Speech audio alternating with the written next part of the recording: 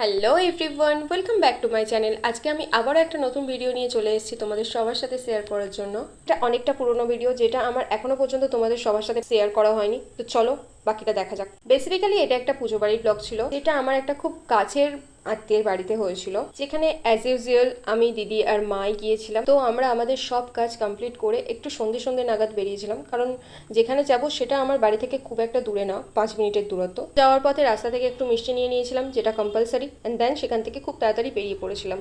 আর এত পরিমাণে সেই কটা দিন বৃষ্টি হচ্ছিল, যার কারণে এবারে বাইরে কিছুই করা হয়ে ওঠেনি। তো ঘরের মধ্যেই সব কিছু করা হয়েছিল।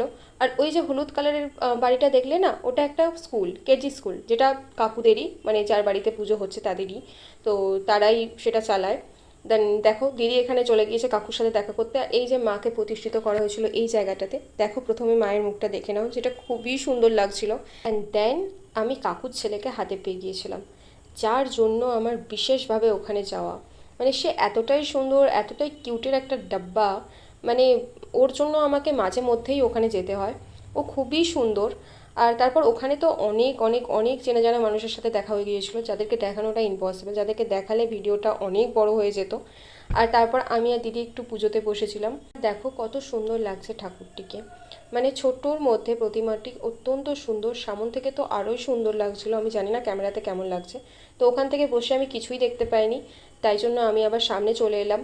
তো দেখো এবার কত সুন্দর লাগছে প্রতিমাটিকে।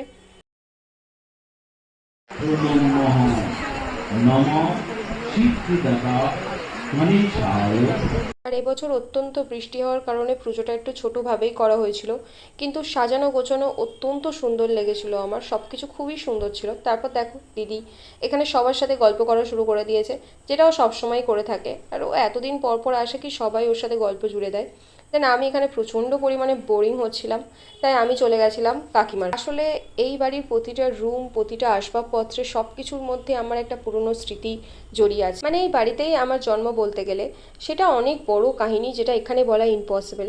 আর এখানে এলে তো আমার ছোটোবেলার সমস্ত কাটানো দিনগুলোর কথা মনে পড়ে যায়। এখানে আমার 3টে মা, ছোটো মা, বড়ো মা, মেজো মা, যারা আমার নিজের মায়ের থেকে কোনো অংশে আমাকে কম ভালোবাসে না, যারা আমাকে অত্যন্ত ভালোবাসে। তো যাই হোক, তোমরা সবাই হয়তো ভাবছো আমি প্রথমে বললাম আমি, দিদি আর মা এখানে এসেছি, তাহলে মা কোথায় গেল, মাকে কেন আমি একবারও দেখালাম না? কারণ আমার মা এত পরিমাণে লাজুক কি তিনি কোনোভাবেই ভিডিওতে আসতে চাইছেন না। তবে আমি ইন ফিউচার অবশ্যই তাকে ভিডিওতে আনার চেষ্টা করব। যাই হোক, তারপর প্রচণ্ড জোরে ঝমঝম করে বৃষ্টি শুরু হয়ে গিয়েছিল, যার জন্য আমি পুজো বাড়ির আর কোনো ফুটেজ নিতে পারিনি।